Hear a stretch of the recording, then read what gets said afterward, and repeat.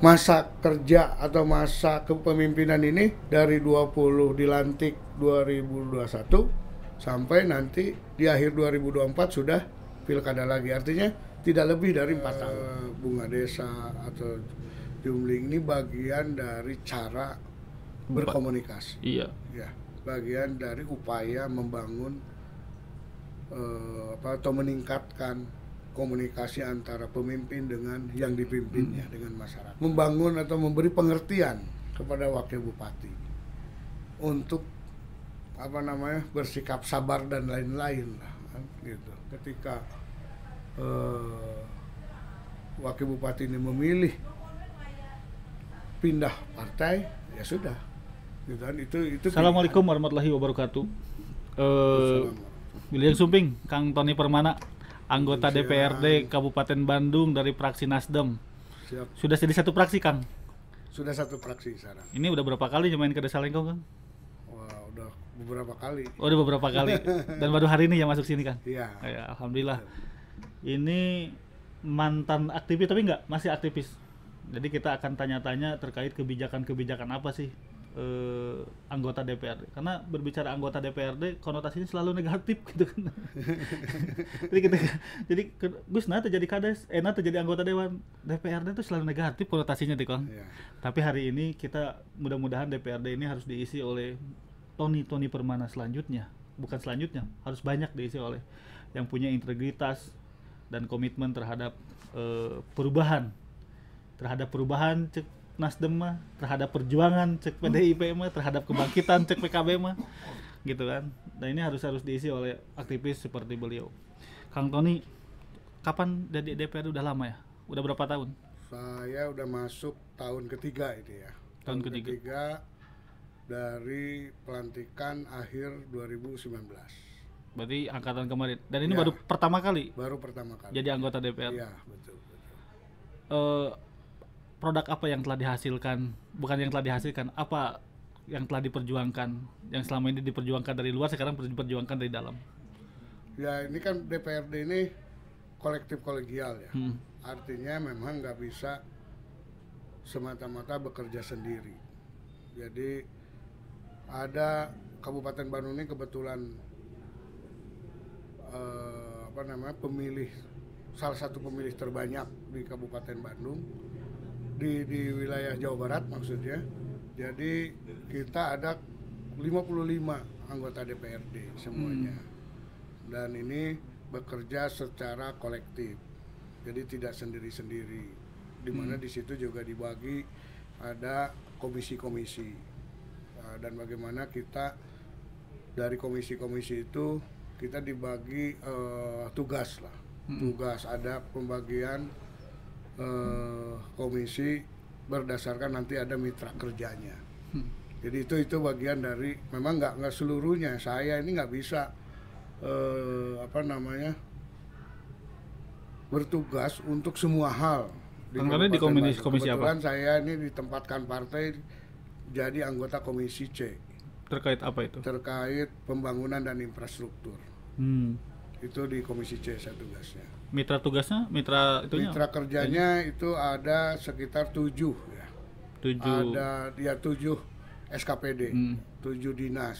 Ada di dalamnya itu PUPR, terus Disperkimtan, Dinas Lingkungan Hidup, Pemadam Kebakaran, Dishub, ada juga Bapeda, dan ya itu. Bapeda perencanaan. Ya.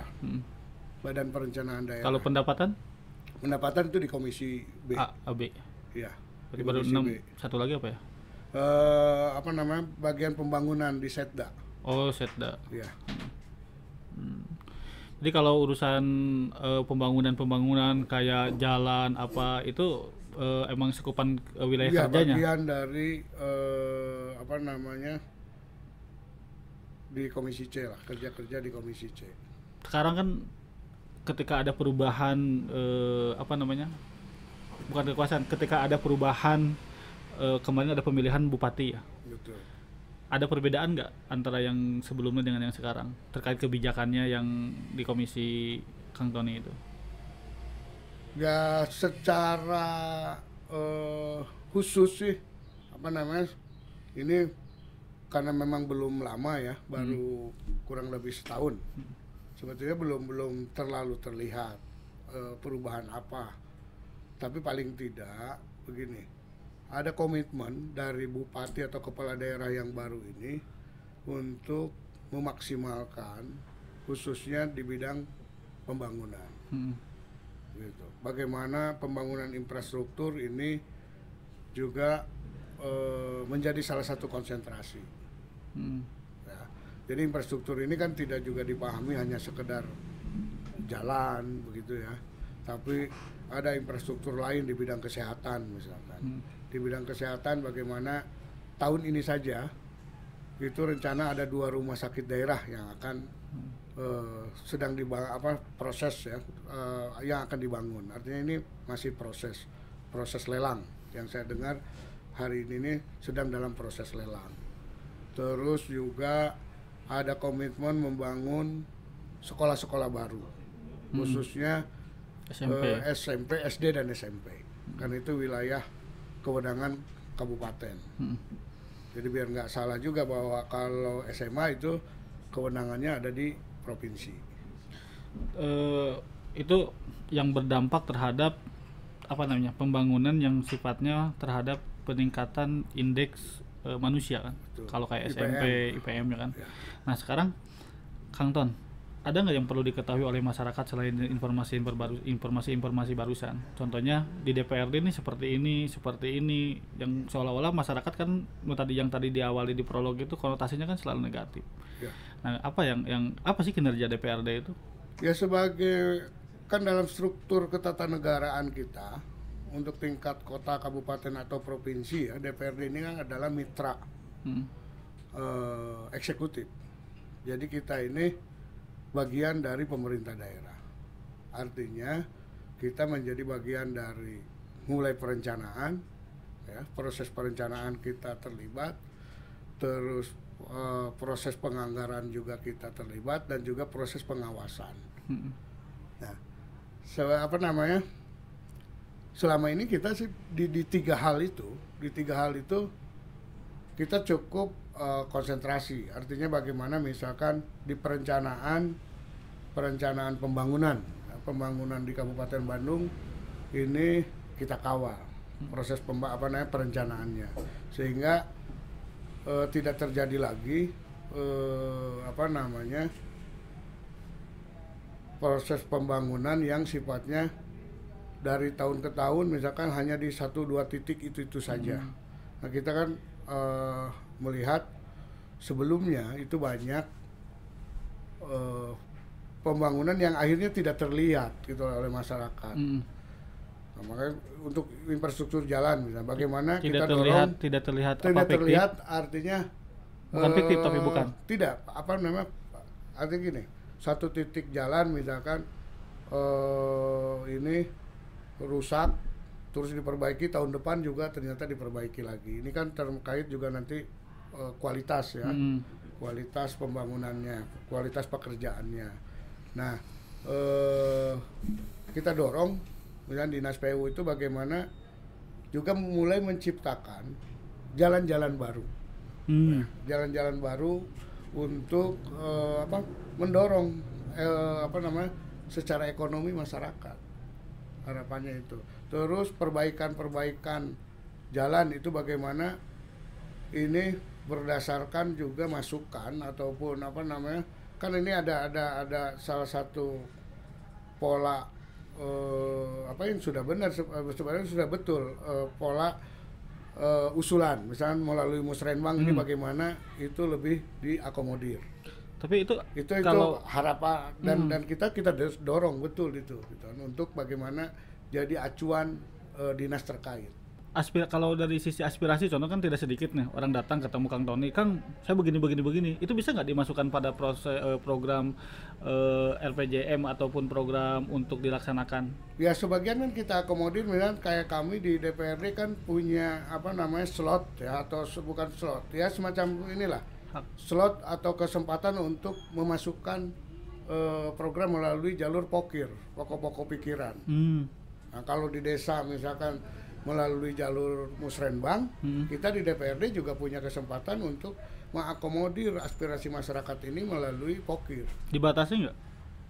Prinsipnya tidak dibatasi pokir itu, tapi memang lagi-lagi kan ini harus dipertimbangkan dengan kondisi keuangan daerah.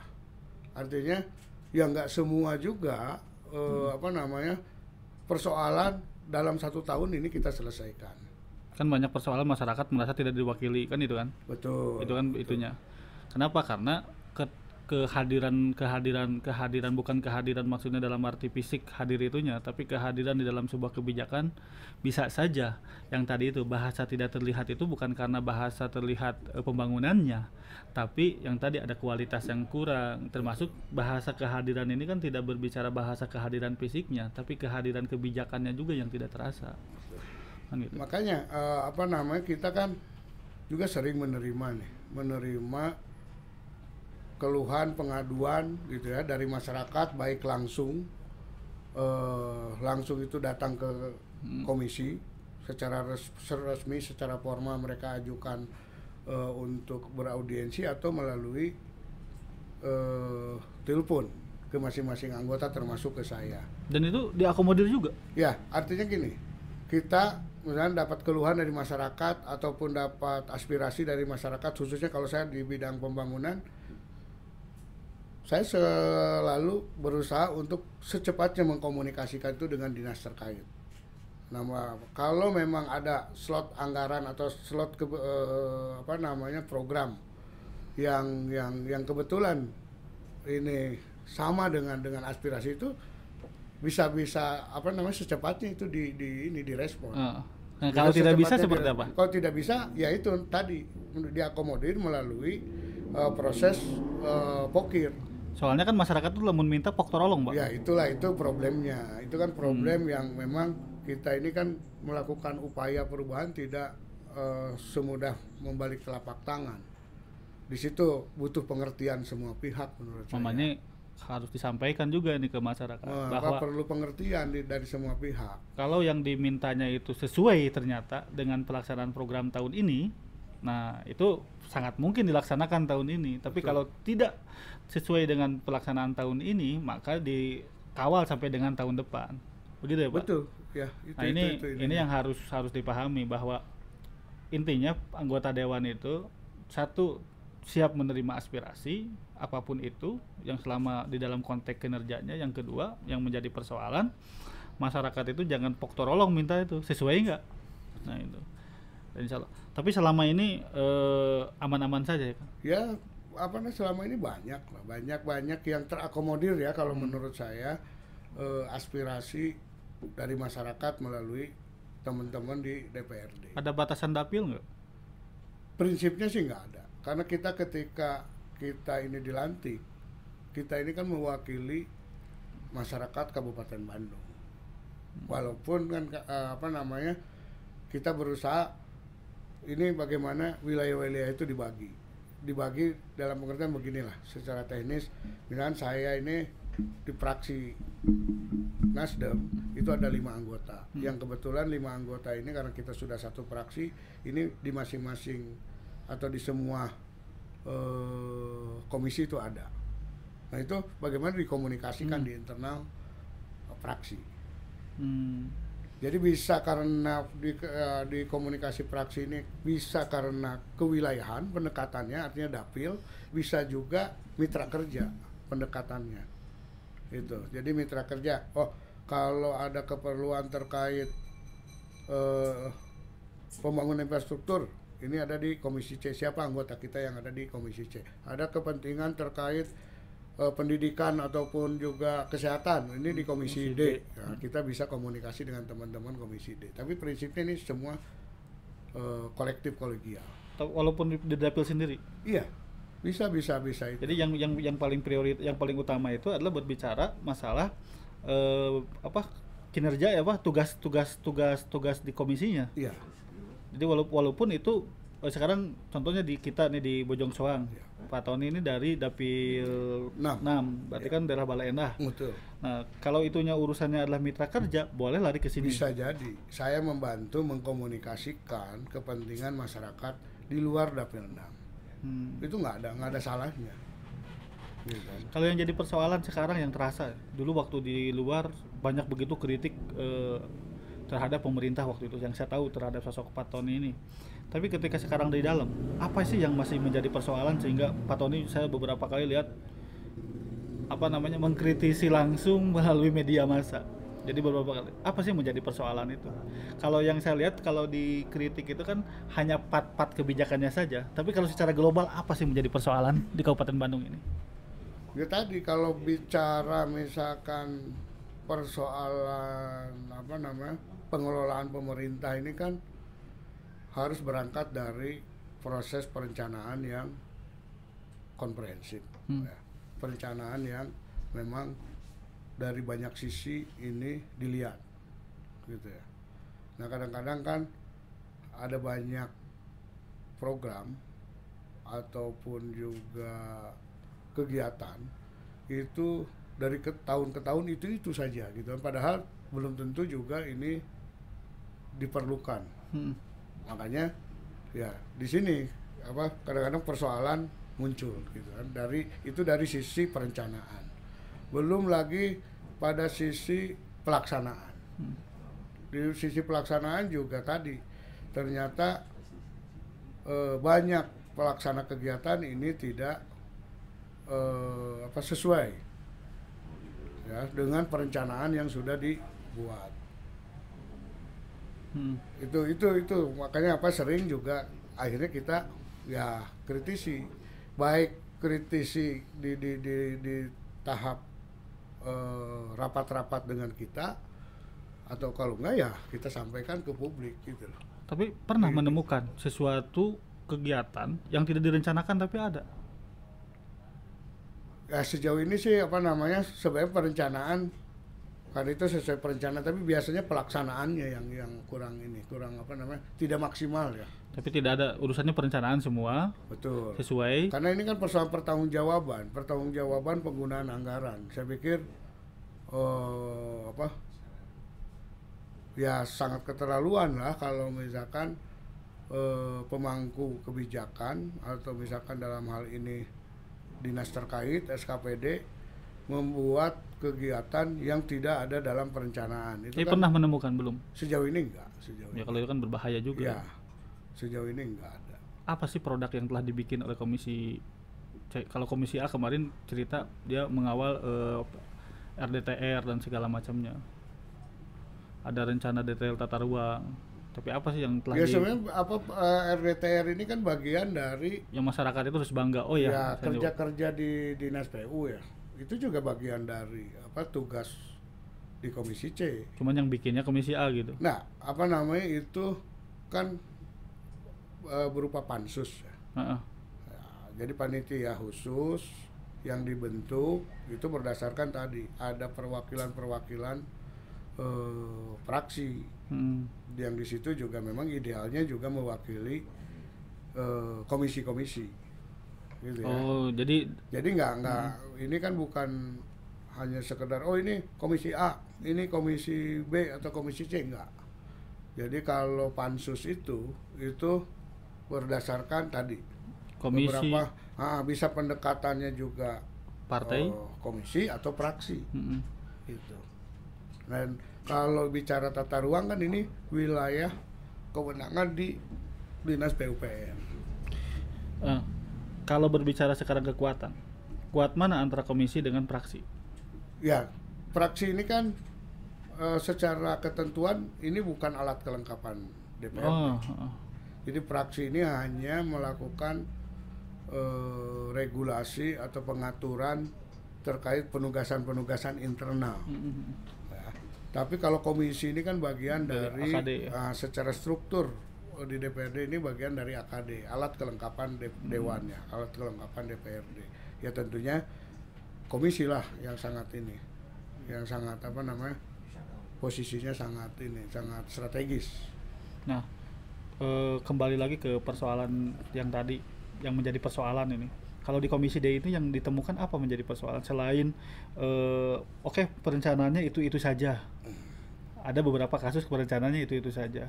Dan terus dari sisi pelaksanaan mungkin di beberapa kegiatan yang menurutnya ya kurang memuaskan lah versi DPRD ataupun apalagi dengan versi masyarakat kan gitu. Nah selain persoalan-persoalan yang itu apalagi biasanya persoalan-persoalan muncul? Ya kalau Yang ketika secara umum sih efisiensi penggunaan anggaran ya. Jadi posisi kita ini kan posisi anggaran yang sangat terbatas, gitu. Tapi tingkat efisiensi terhadap penggunaan anggaran itu tidak serius tidak serius diperhatikan. Sebenarnya sih bukan hanya sekedar di dinas yang menjadi mitra kerja Komisi D, karena kebetulan saya juga kan masuk menjadi salah satu anggota Banggar ya. Kalau kita lihat dari struktur anggaran kita ini kan, anggaran APBD kita, jadi banyak sekali anggaran itu penggunaannya itu muter-muter di operasional dinas, gitu, operasional dinas. Jadi nggak fokus pada pelaksanaan kegiatan. Jadi kalau kita lihat secara umum kan struktur anggaran kita ini bisa jadi ya dari misalkan 5 triliun lebih anggaran APBD kita, itu sudah kita bisa hitung lebih dari 40%-nya itu adalah untuk gaji ASN. Jadi kalau dari berapa triliun? Kurang lebih 5,5 atau 5,6 ya. 40% ya. Atau 40%-nya itu sudah gaji. Nah, belum lagi dari sisa itu ya untuk operasional. Dari mulai melakukan perencanaan kegiatan, pelaksanaan kegiatan, dan evaluasi kegiatan. Itu kembali lagi operasional itu, dana operasional itu banyak ke para ASN lagi. Jadi kita bisa bayangkan untuk seluruh kegiatan secara real itu di lapangan itu tidak melebihi 30%-nya. Pembangunan dan semuanya tuh. Betul, gitu kan gitu. Nah ini kan harus ada upaya ke depan ini perbaikan melihat dari sisi efisiensi. Jadi kalau berbicara itu siapapun bupatinya bakal seperti ini aja. Betul, makanya akan ini. Makanya kan beberapa kepala daerah kan mulai ini ya, mulai kreatif lah. Kepala daerah ini misalkan tidak hanya melulu konsentrasi bagaimana menggunakan APBD, tapi bagaimana memanfaatkan potensi lain. Kayak pentahelik. Ya, memanfaatkan potensi lain, misalkan ada banyak perusahaan di wilayah kita ini, bagaimana memanfaatkan potensi CSR perusahaan-perusahaan besar yang ada di wilayah kabupaten misalkan. Itu kan mulai harusnya memang digali juga itu potensi itu sehingga tadi bisa menambah potensi anggaran yang bisa digunakan untuk pembangunan. Itu. Jadi persoalan ini sebenarnya sudah ketemu ya, cuman tidak ada solusinya. Ya enggak, memang harus terus harus terus bersama-sama ya, Tapi kayak tadi Pak Tuan Punten, yang tadi itu kayak itu saja konsep perencanaannya, pembangunan juga seperti ini. Itu ada nggak evaluasi pengawasannya seperti apa? Ya kita mulai terus lakukan itu. Jadi kayak saya lah berapa kali dalam rapat dengan dinas itu selalu minta daftar program yang tahun lalu mereka sudah kerjakan. Ya, sudah kerjakan. Misalnya perbaikan jalan, perbaikan bangunan apa, kita minta. Untuk apa? Itu untuk menjadi kontrol. Apakah ini tahun ini jangan-jangan itu dilakukan lagi? Oh iya. Jangan-jangan yang seharusnya perbaikan jalan ini bisa untuk 4-5 tahun ke depan, jangan-jangan ini baru setahun ini harus diperbaiki lagi. Nah itu kita selalu minta.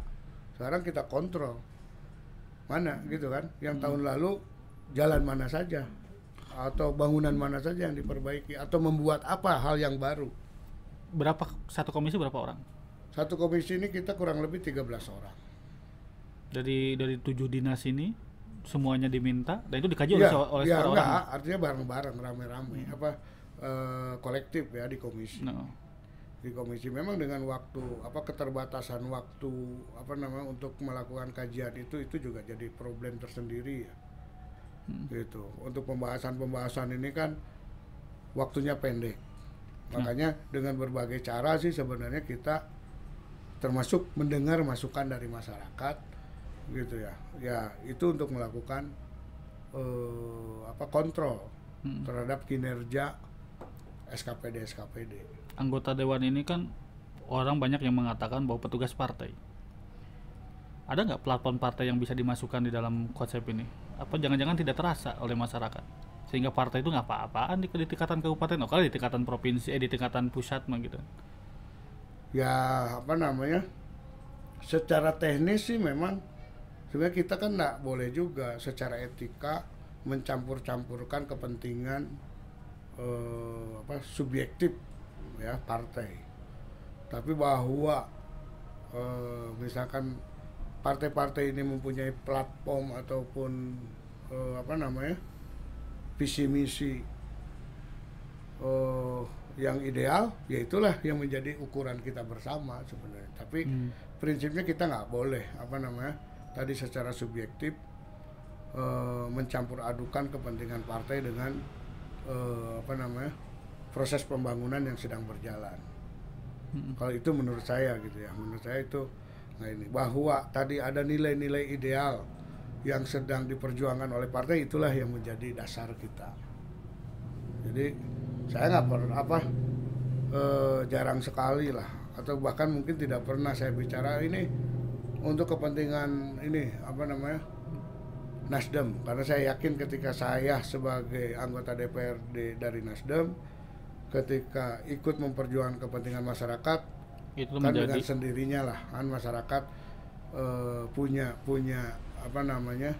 perhatian khusus terhadap partai kita, kan itu aja sih, saya yakin itu aja. Berarti seolah-olah sudah diwakafkan untuk jadi anggota DPRD ya, untuk memperjuangkan. Itu kan saya yakin itulah, orang tahu gitu tahun ini siapa, dari mana gitu kan. Untuk memperjuangkan masyarakat. Betul. Nah, berbicara bangkit edukatif, dinamis dan sejahtera ini sekarang berapa persen kalau diukur dalam 1 tahun yang sudah terrealisasi?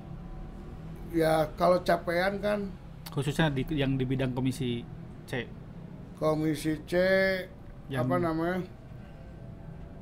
sekitar 20-30%. Nah, ini kan gini, kita ini masa jabatannya juga, masa jabatan pemerintah Kabupaten Bandung ini, masa jabatan bupati wakil bupati ini juga kan tidak penuh ya. Kalau dilihat. Jadi padahal ini problemnya. Visi misi yang kita bangun dulu, visi misi yang dibangun oleh pasangan bupati wakil bupati ini dibangun untuk dibagi selama 5 tahun. Visi misi ini. Tapi dari kenyataannya ini kan masa kerja atau masa kepemimpinan ini dari 20 dilantik 2021 sampai nanti di akhir 2024 sudah pilkada lagi, artinya tidak lebih dari 4 tahun. 3 tahun sekian bulan. Ya, tidak lebih dari 4 tahun. Artinya ini memang agak berat ini bupati wakil bupati ini untuk merealisasi seluruh janji-janji politiknya. Itu yang memang harus kita juga sama-sama pahami. Gitu, nggak bakalan sempurna gitu ya. Dari sisi itu aja, pewaktuan aja udah terlihat. Makanya cukup berat ini. Bupati ini kan bupati wakil bupati ini cukup habis-habisan lah untuk segera melakukan atau merealisasi janji-janji politiknya. Jadi baru saja misalkan tahun ini aja, setahun ini kan lebih banyak satu mengevaluasi hasil kerja kepemimpinan yang lalu, baru merencanakan dan merealisasi sebagian. Jadi makanya baru sebagian kecil ini terrealisasi. Tapi terrealisasi. Tadi lah makanya di bidang pendidikan, ini bicara infrastruktur ya. sudah mulai. sekian Apa sekolah. nama tadi rumah apa di bidang kesehatan rumah sakit sudah 2 dari rencana 4 atau 5 ya. Rencana itu 4 sampai 5 rumah sakit di masa periode sekarang ini harus terbangun. Paling nggak 2 tahun ini akan terrealisasi. RSUD. Gitu.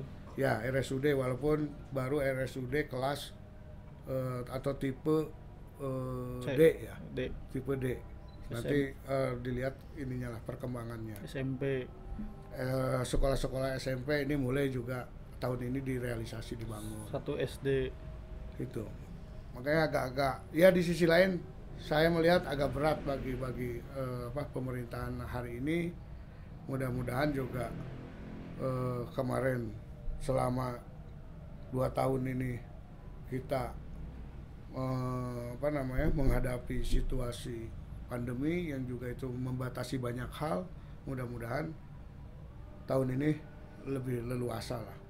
Nasdem itu kemarin pengusung ya? Ya, Nasdem ini salah satu pengusung pasangan calon bersama PKB, Demokrat dan juga PKS. PKS.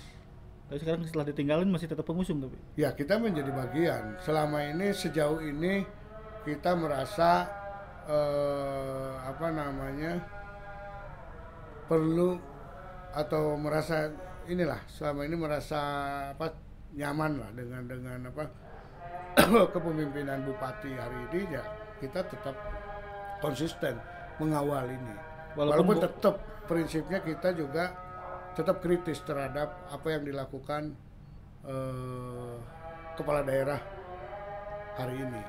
Walaupun Sahrulnya sudah pindah juga. Ya, itu kan masalah pilihan. Emang nggak ada sanksi itu? Nggak ada problem. Tapi nggak ada sanksi? Secara ketatanegaraan kan memang undang-undang parpol atau undang-undang pemilu kita tidak mengatur itu. Itu juga repotnya. Kita ini sudah capek-capek. Dan ini kan bukan hanya di Kabupaten Bandung. Banyak terjadi di banyak daerah ya. Dan terhadap banyak partai.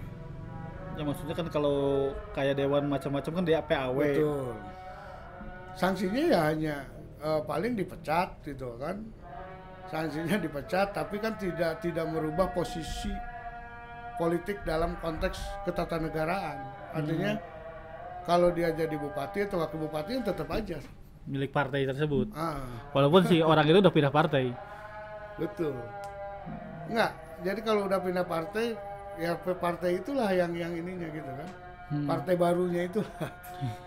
Jadi ini memang harapan kita ke depan, saya lah secara pribadi khususnya berharap memang ada perubahan atau evaluasi terhadap undang-undang MD2 berarti masuknya.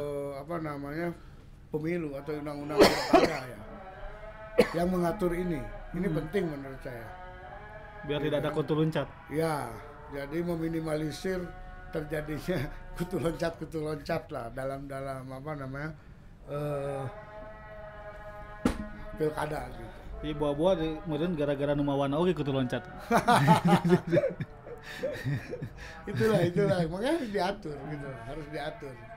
Mudah-mudahan sih ke depan ini jadi masukan buat DPR RI berarti. Ya, kawan-kawan kita yang ada di DPR RI untuk merumuskan ataupun juga mengevaluasi lah pentingnya tadi perubahan undang-undang kepemiluan ataupun undang-undang tentang parpol. Jadi jangan sampai ada kutu loncat. Sahrul diantos tuh di Lekong Bagja Channel kalau klarifikasi. Kang Tony hatur nuhun. Risiko. Tapi tetapnya ada urusan perjuangan mah di mana wae tetap perjuangan.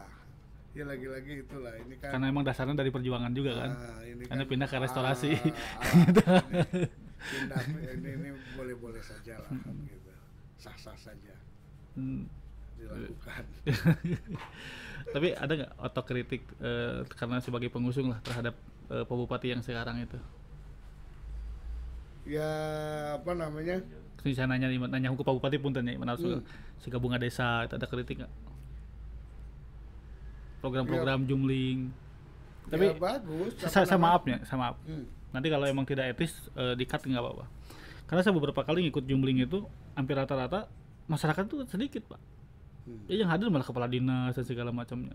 Ya itu artinya kan harusnya kan bunga desa atau jumbling ini bagian dari cara berkomunikasi. Iya. Ya, bagian dari upaya membangun atau meningkatkan komunikasi antara pemimpin dengan yang dipimpinnya dengan masyarakat. Ya seharusnya kan keterlibatan atau kehadiran dinas-dinas, jadi jangan dianggap gini itu sekedar untuk tempat ngumpul para kepala dinas, para camat, kepala desa semata, tapi justru yang substansinya jadi hilang.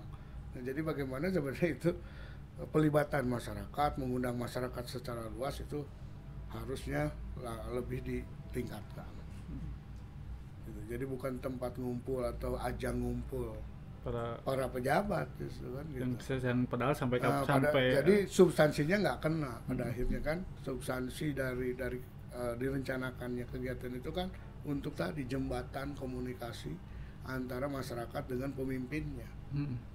Harusnya dibuka lebih luas. Gitu. Bila perlu ya biar bupati aja lah dengan tim kecilnya lah. Kan untuk bagaimana mendengarkan aspirasi masyarakat. Kayak Gus Dur dulu. Gitu. Iya. Jadi gaya-gaya kayak belusukan itu kan jangan dipahami tadi. Akhirnya kalau nanti ada kepala dinas yang nggak hadir atau camat yang nggak hadir, ini jadi persoalan misalkan gitu. Kan ini cara-cara lama sebetulnya kalau itu. Ya enggak, biasa aja, biar aja masing-masing bekerja sesuai ininya aja gitu kan, tugas-tugasnya. Sesuai tugas-tugasnya. Jadi yang substansif yang harus diutamakan. Ya, betul. Tapi kalau sekarang selain bunga desa, terus ada program guru ngaji dan segala macamnya, itu yang terasa di bawah lah seperti apa? Kan banyak lah konstituen-konstituen ya, terkait program guru ngaji sebagai sebuah gagasan kan itu baik ya. Dan memang ini kan bukan hal baru sebetulnya. Di daerah lain atau kabupaten kota lain sudah lama sebenarnya kan. Bagaimana mengakomodir kepentingan para guru ngaji gitu. Nah seharusnya kan belajar dari banyak daerah yang sudah lebih dulu melakukan program ini, membangun program ini, seharusnya kita harusnya lebih baik kan dari yang lain seharusnya. Tapi memang kenyataannya karena mungkin ini juga saya lihat cukup tergesa-gesa ya, bagaimana di sisi lain kan saya bisa pahami sebenarnya dilemanya atau dilematisnya Pak Bupati. Di sisi lain beliau ini pengen segera merealisasi salah satu janji politiknya karena khawatir nanti publik atau masyarakat nagih janji. Nah, tapi di sisi lain komunikasi koordinasi di internal para pemangku kebijakan ini belum terlalu siap, belum terlalu baik. Akhirnya ya tidak sempurna lah kegiatan ini. Karena seingat saya, gitu kan, saya bagian dari tim kampanye atau tim sukses lah. Pasangan bupati, wakil bupati terpilih ini. Dulu ini kenapa muncul gagasan atau muncul dalam visi misi itu salah satunya memfasilitasi guru ngaji, karena kita tahu bahwa di banyak daerah, di banyak desa, banyak kampung ini banyak guru ngaji yang melakukan yang mengajar ngaji itu di musola-musola, di masjid-masjid, bahkan di rumah-rumahnya. Ini tidak tersentuh bantuan apapun. Gitu. Makanya saya cukup kaget juga, kok tiba-tiba setelah dirumuskan di Pemda, gitu ya, di kabupaten dirumuskan, kok munculnya adalah guru-guru ngaji ini ngajar di sekolah. Ini kan mencerabut akarnya, akar dari guru ngaji itu. Gitu. Biasa mereka ngajar di musola, di masjid-masjid, bahkan di rumah-rumah gitu. Ini tiba-tiba mereka harus ngajar karena akan mendapat bantuan, karena mendapat bantuan dari pemerintah daerah, mereka ngajar di sekolah-sekolah dan menjadi semacam salah satu ekstrakurikuler.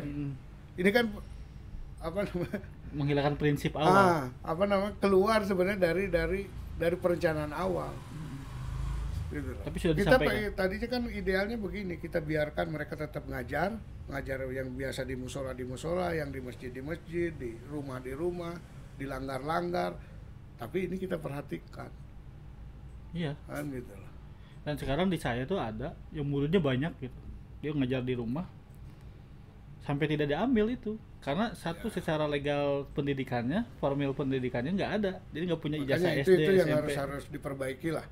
Saya dengar juga memang banyak akhirnya yang mengundurkan diri. Betul. Gitu ya.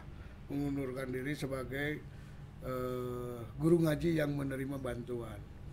Karena tadi memang saya bisa paham secara psikologis mereka ini kaget juga lah. Harus ngajar secara seolah-olah secara formal di sekolah-sekolah.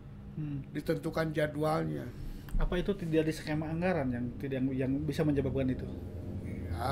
Yang dulu sih saya dengar itu salah satu, tapi sebenarnya kan bisa disiasati dengan tanpa ini ya, disiasati dengan tanpa harus berpotensi melanggar ketentuan.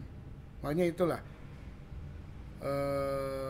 saya pernah sampaikan dalam forum pembahasan di Banggar itu bahwa lebih baik tidak tergesa-gesa gitu kan, tapi ini maksimal program ini. Di situ akhirnya, tapi kebanyakan teman-teman kan menyepakati ini harus segera direalisasi. Ya nggak apa-apa sih karena ini sudah menjadi kesepakatan bersama antara eksekutif dengan legislatif, tapi menurut saya ini kan terbuka untuk diperbaiki, untuk dievaluasi. Ya bisa aja dievaluasi. Gitu. Terus kan ada lagi masalah pinjaman tanpa bunga. Ya, pinjaman tanpa bunga. Ternyata secara teknis juga ini nggak mudah. Ya, secara teknis nggak mudah. Tingkat sosialisasi yang dilakukan juga sangat terbatas. Gitu. Nah, kita khawatir juga gitu kan, ini program hanya sekedar program. Tapi tidak menyentuh pada substansi kepentingan masyarakatnya. Tapi sudah disampaikan ini. Sudah, dan ini di rapat Paripurna DPRD pembahasan kemarin di evaluasi. Kan kemarin terakhir kita sebelum libur hari raya ini ada pembahasan evaluasi APBD tahun lalu. Yang waktu hari jadi itu. Sebelum hari jadi. Nah, itu kan kita lakukan evaluasi. Salah satunya kan hal-hal seperti tadi. Termasuk pandangan partai. Ya, kita sampaikan dalam pandangan fraksi kita. Dari beberapa fraksi yang menyoroti itu ada berapa? Hampir semua lah kebijakan ini kan kebijakan yang di sisi lain kita anggap ini kebijakan bagus, hebat gitu, tapi kan di tingkat implementasi ini ngambang. Banyak sisi persoalan yang harus diperbaiki. Tapi seluruh partai menyikapi ya, itu. sama prinsipnya, semangatnya adalah semangat memperbaiki lah ya, semangat memperbaiki bagaimana program-program ini betul-betul bisa dirasakan masyarakat. Jadi tidak lip service lah kan gitu, tidak hanya sekedar seolah-olah banyak memfasilitasi kepentingan masyarakat, tapi faktanya enggak lah kan gitu. Kita ini di program-program besar itu kita coba kasih banyak masukan. Dulu 2019 itu masih Pak DN ya? Iya. Sekarang Pak DS ada perbedaan di dalam kebijakan. Dalam maksudnya pendekatan terhadap DPRD dan segala macamnya. Ya lebih terbuka lah ya, paling enggak bupati sekarang ini kan lebih terbuka, baik dalam ranah formal atau informal, dia siap berkomunikasi, itu komitmennya. Dan beberapa kali kita coba di ranah informal juga terjadi komunikasi. Jadi rumah dinasnya atau rumah pribadinya terbuka lah untuk kita berkomunikasi ya, komunikasi dalam pengertian komunikasi tadi ada hal-hal mungkin yang perlu kita kasih masukan. Ada mungkin juga mantan teman-temannya juga banyak gitu kan. Jadi itu salah satu yang coba saya kan sempat berapa bulan gitu ya ada dalam masa jabatannya Bupati lama gitu kan, berapa bulan. Dan ketika terus ganti kepemimpinan kan itulah yang mungkin salah satunya lebih terbuka lah untuk berkomunikasi. Kalau dulu kan formal aja di kantor aja kan gitu loh. Kalau sekarang mau di rumah bisa ini. Nah, untuk Kang Doni sendiri ini 2024 masih DPRD kabupaten. Rencana sih masih lah, karena kan tadi saya merasa juga belum banyak hal ya yang bisa saya lakukan khususnya untuk kepentingan masyarakat Dapil 6 ataupun secara umum Kabupaten Bandung. Ini kan lebih dekat lah ininya. Kemarin ada kabar mau jadi Sekjen Nasdem. Atau jadi ketua? Enggak juga. Belum. Saya ini nggak terlalu terlalu ambisius urusan positioning di partai. Mengalir aja lah urusan. Yang penting komunikasi aja. Yang penting kan saya menjadi bagian pengambil kebijakan di partai ataupun di fraksi. Itu udah cukup. Jadi selama ini tidak ada persoalan dengan ketua partai dan segala macam. Nggak ada, komunikasi masih jalan baik gitu kan, masih komunikasi hal-hal penting tetap menjadi pembicaraan bersama. Yang saya tahu ini sosok Kang Tony ini orang yang bisa ngerangkul semua orang. Tapi ketika ngobrolin Pak Wakil Bupati saya nggak tahu juga ini apakah dilepas sama sengaja atau saya nggak tahu juga. Biasanya lamun urusan dia sahawai dirangkul, humble tipikal orangnya tuh. Tapi ketika berbicara Pak Wabub pakai itu, saya nggak tahu nih.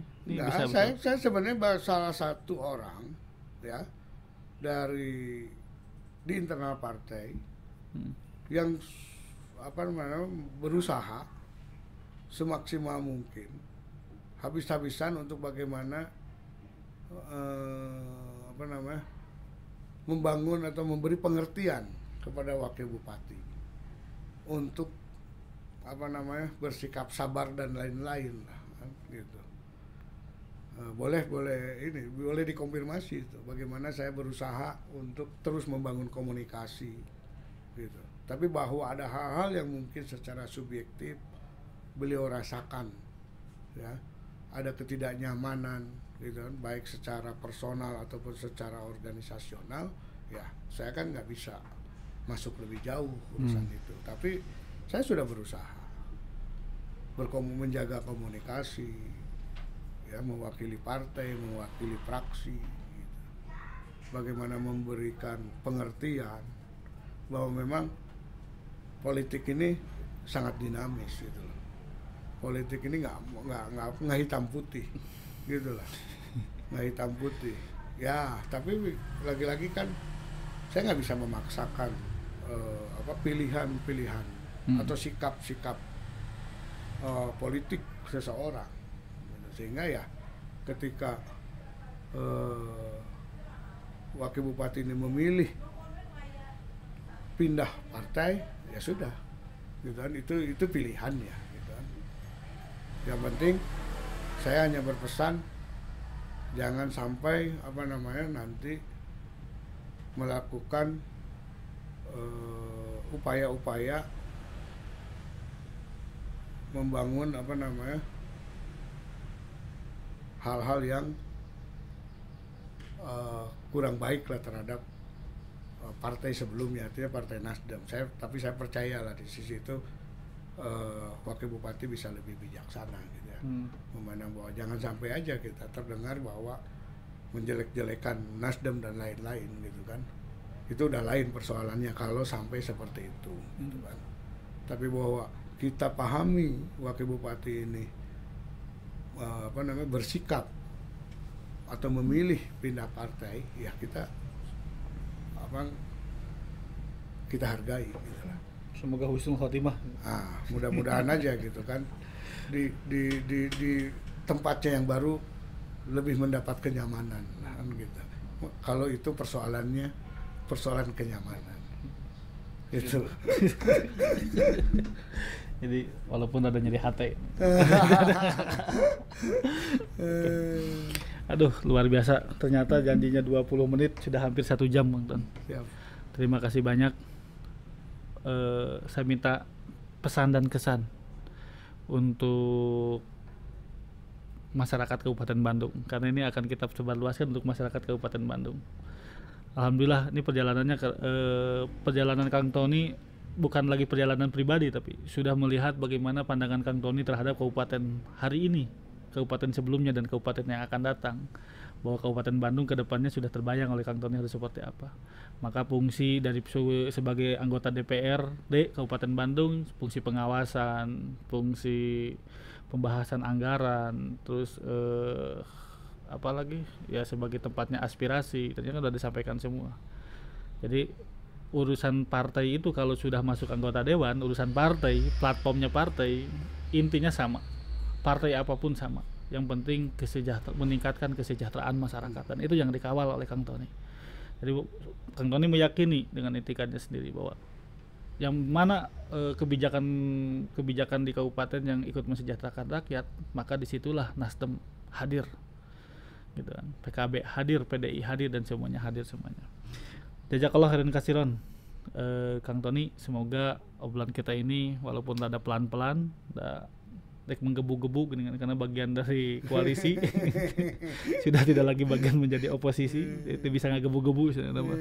Jadi ada rasa tanggung jawab yang harus dibenahi. Dan saya baru hari ini Kang Tony ngomong rada kalem. Apa nggak tahu direkam? Nggak tahu.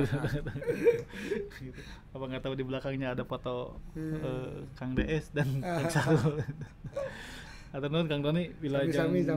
Nanti kita akan adakan acara khusus dengan Kang Tony. Nanti wawancaranya Pak Agus Anwar. Ya, kita unggul.